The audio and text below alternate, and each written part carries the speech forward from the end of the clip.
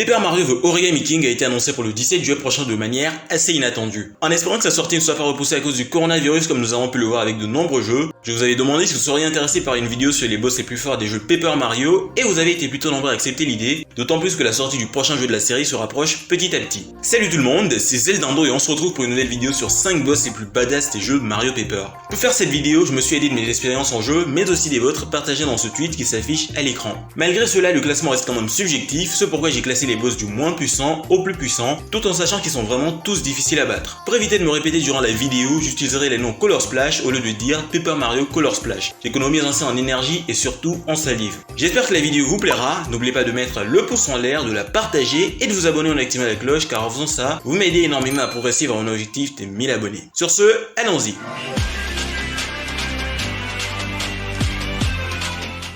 Le premier boss auquel on s'intéresse appartient à l'univers de Sticker Star. Pour la faire courte, Bowser sème la pagaille durant la fête des stickers, où Mario et ses amis célèbrent l'arrivée de la comète Sticker à Decalburg, ville où l'histoire prend place. Bowser finit par changer d'aspect en touchant la comète qui s'éparpille ensuite en 6 morceaux, et comme à son habitude, Mario partira à leur recherche et tombera nez à nez avec des boss comme celui qui nous intéresse ici, le Mega Bloops. Appelé Gooper Blooper en anglais, il apparaît comme le boss du monde 3 de Sticker Star. À la base, il était un blooper mélomane jusqu'à ce qu'un autocollant royal tombe sur lui et le transforme lui et tous les bloopers environnants en poison blooper. Il possède 300 PV, ce qui en fait l'un des boss les plus forts du jeu. La particularité avec ce blooper, c'est que ses attaques sont déterminées en fonction de la musique. En effet, il commencera par une double claque en utilisant ses tentacules avant, mais pour les vaincre facilement et ne pas subir de plein fouet les dégâts, il est préférable d'utiliser de puissants stickers comme le pistolet à eau jusqu'à ce que ce boss devienne entièrement violet. Cette couleur signifie qu'il est sur le point de vaporiser du poison sur Mario, et si ce dernier est touché, il sera empoisonné pendant 4 tours, mais il est possible d'éviter cela en utilisant une éponge et non en attaquant, sinon vous risquez de vous prendre un bon jet de poison en pleine figure. Avec l'éponge, le boss se retrouve lui-même empoisonné et perd 30 PV par tour. Il sera ensuite possible de le vaincre avec les stickers que vous avez sous la main. Pour moi, ce boss reste parmi les plus forts du jeu, c'est pourquoi je me suis dit qu'il pouvait avoir sa place dans cette vidéo. Mais comparé aux autres, vous verrez qu'il est bien trop faible. Sans plus tarder, passons au prochain boss.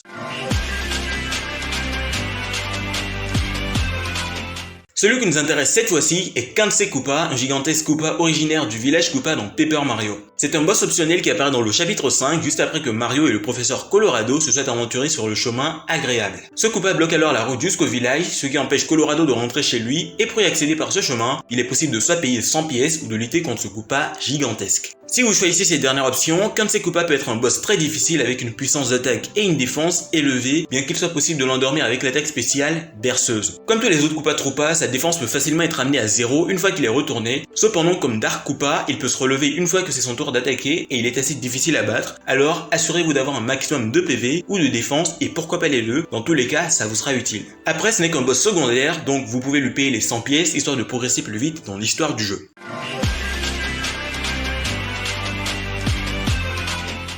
Pour le boss suivant, on s'intéresse à l'univers de Color Splash où Mario arrive sur l'île Barbouille qui se vide de ses couleurs à cause des Mascas. Il décide alors de redonner ses couleurs à l'île et pour cela, il devra vaincre différents boss qui sont pour la plupart des Koopa Links. Parmi ces derniers, le plus fort, le plus redoutable et celui dont nous allons parler est Roy, l'avant-dernier boss du jeu qu'on peut rencontrer dans le château de Bowser. L'affrontement contre ce dernier est assez particulier car en effet, la première chose qu'il fera sera de détourner les couleurs pour vous attaquer, chacune d'elles vous infligeant des états négatifs ou bénéfiques. Ainsi, la peinture rouge accélère la vitesse de vos attaques, la peinture verte ralentit la vitesse de vos attaques, avec la peinture bleue, seules les cartes à fond bleu sont utilisables, et à l'inverse avec la peinture jaune, il est impossible d'utiliser les cartes à fond bleu. La peinture violette quant à elle fait perdre de la vie à Mario à chaque action, ce qui vous oblige à utiliser des cartes champignons si vous voulez survivre. Enfin, la peinture orange permet d'utiliser uniquement les cartes peintes. En ne sachant pas les effets qu'ont les différentes peintures sur Mario, il est assez difficile d'infliger à Roy d'énormes dégâts. Une fois que ce dernier perdra la moitié de ses couleurs, il inondera la zone de combat de peinture noire et seule une carte peut vous aider à progresser, la carte machine à laver. Si vous ne l'avez pas, c'est perdu d'avance parce qu'il vous sera impossible de vaincre Roy. Sans nettoyer la zone, ce boss est en quelque sorte invulnérable, c'est aussi ce pourquoi il fait partie des boss de cette vidéo. N'hésitez pas à me dire ce que vous pensez d'eux et de leurs difficultés, ça pourrait être intéressant. Sur ce, passons au boss suivant.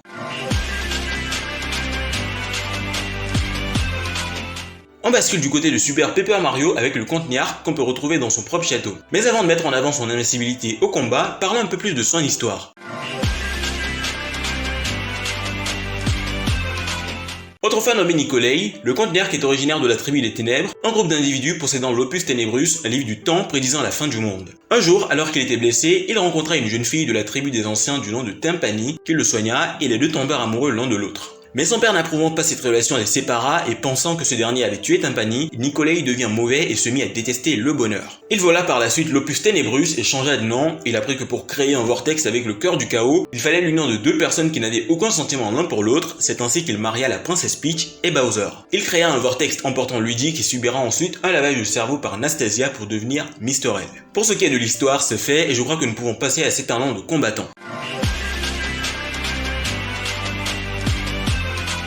En combat, le comte Merc peut utiliser son sceptre pour former des globes de magie noire et les jeter à Mario ainsi qu'à ses alliés. Ces globes sont assez uniques parce que rien ne peut les bloquer, pas même le parasol de Peach ou Barry. Le seul moyen de les éviter est d'utiliser Slime qui fait que Mario devient invisible et intangible. Le comte peut également faire apparaître un vortex d'énergie noire, absorbant ses ennemis, mais qui peut être esquivé en fuyant. Il peut aussi ralentir temporairement le temps, bref, il a tout pour qu'on le qualifie de demi-dieu, ce qui lui a aussi valu sa place parmi les plus puissants boss de Paper Mario.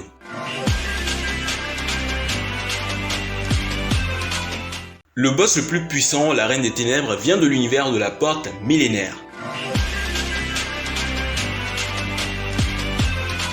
Pour mieux comprendre, un millénaire avant les événements du jeu, la Reine des Ténèbres voulut conquérir le monde dans son entièreté et pour cela, elle créa les 3 dragons Carbocroc, Toxicroc et Oxycroc. La Reine Maléfique conçut également 7 gemmes étoiles qui contiennent la puissance pure et lumineuse du paradis afin de refaçonner le monde à son image. Elle construit aussi les donjons aux 100 étages afin d'y enfermer et torturer tous ses adversaires. Pour mettre fin à ses néfastes ambitions, 4 héros courageux ont fait leur apparition, c'est-à-dire un Boo, un Koopa Troopa, un Goomba et un Toad qui pour l'arrêter projetaient de s'emparer des gemmes étoiles afin de les utiliser contre elle, ce que les 4 protagonistes parvinrent à faire. Le corps de la Reine Diabolique fut ainsi détruit et son esprit qui survécut scellé dans le Palais des Ténèbres dont l'accès fut condamné par la Porte Millénaire. Dans un dernier souffle, la Reine des Ténèbres maudit les 4 héros qui se changèrent alors en spectres maléfiques.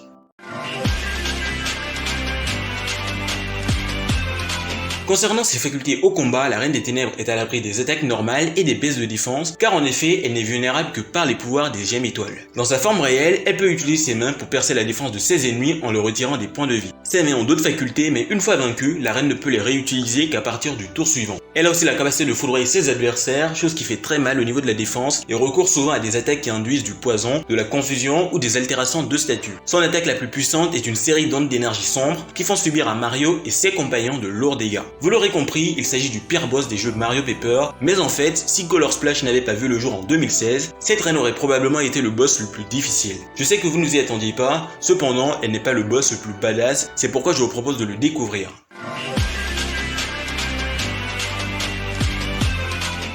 On parlait à l'instant de Color Splash, et oui, le boss le plus fort de Paper Mario est Bowser Sombre. Alors, comment Bowser a-t-il fait pour devenir Bowser Sombre? Tout commença à Port-Barbouille lorsque Bowser vit la fontaine de l'île et ses couleurs arc-en-ciel. Il décida de se mélanger avec toute la peinture, ce qui aura pour effet de créer la peinture noire, peinture qui déteindra sur lui et qui le transformera en Bowser Sombre.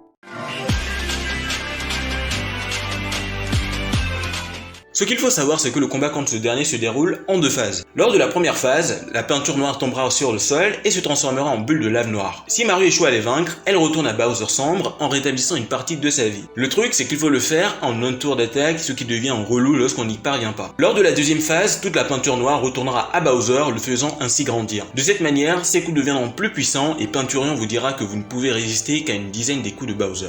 Peinturion se changera ensuite en carte pour impérativement bloquer l'ultime attaque de Bowser, sinon c'est un game over. Il ne vous restera alors plus qu'à l'attaquer une dernière fois afin de lui régler son compte une bonne fois pour toutes. Néanmoins, si Mario manque de cartes offensives alors que Bowser est presque à terre, Peinturion lui donnera une carte marteau, affirmant qu'il a gardé pour une telle urgence. En outre, si Peinturion absorbe trop d'attaques de Bowser, il tombe et est éliminé avec Mario et c'est la fin de la partie.